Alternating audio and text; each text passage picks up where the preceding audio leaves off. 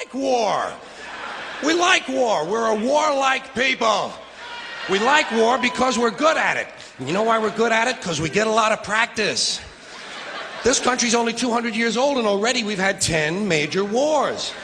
We average a major war every 20 years in this country, so we're good at it.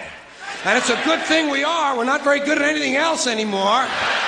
Got no steel industry left, can't educate our young people, can't get health care to our old people, but we can bomb the shit out of your country, all right? Huh? We can bomb the shit out of your country, all right? Especially if your country is full of brown people. Oh, we like that, don't we? That's our hobby. That's our new job in the world, bombing brown people. Iraq, Panama, Grenada, Libya, you got some brown people in your country, tell them to watch the fuck out, or we'll goddamn bomb them.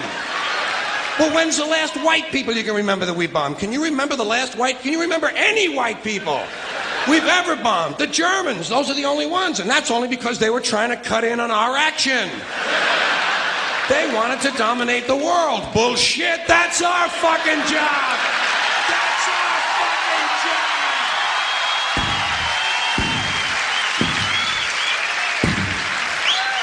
Now, you probably noticed I don't feel about that war the way we were told we were supposed to feel about that war, the way we were ordered and instructed by the United States government to feel about that war. You see, I tell you, my mind doesn't work that way.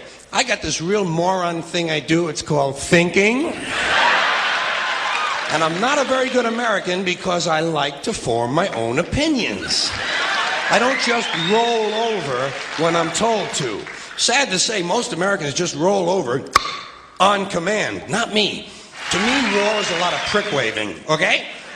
Simple thing, that's all it is. War is a whole lot of men standing out in the field waving their pricks at one another.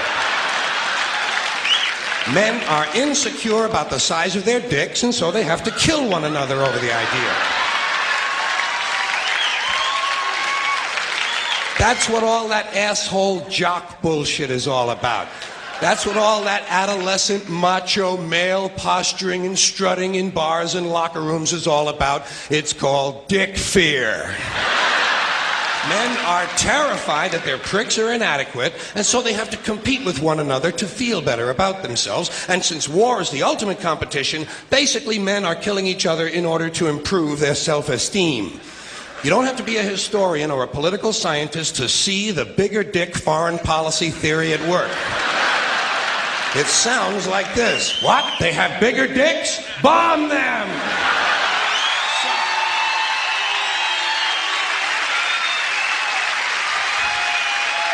So, in this particular case, Saddam Hussein had questioned the size of George Bush's dick.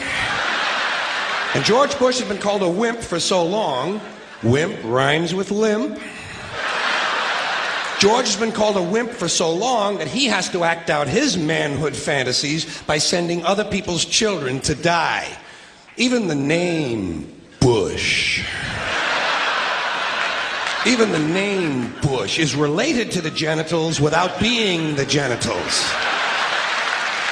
A bush is a sort of passive secondary sex characteristic. Now, if this man's name had been George Boner,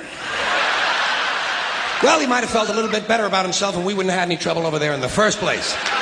This whole country has a manhood problem. Big manhood problem in the USA. You can tell from the language we use. Language always gives you away. What did we do wrong in Vietnam? We pulled out. Huh? Not a very manly thing to do, is it? When you're fucking people, you gotta stay in there and fuck them good. Fuck them all the way. Fuck them till the end. Fuck them to death. Fuck them to death. Fuck them to death. Stay in there and keep fucking them until they're all dead.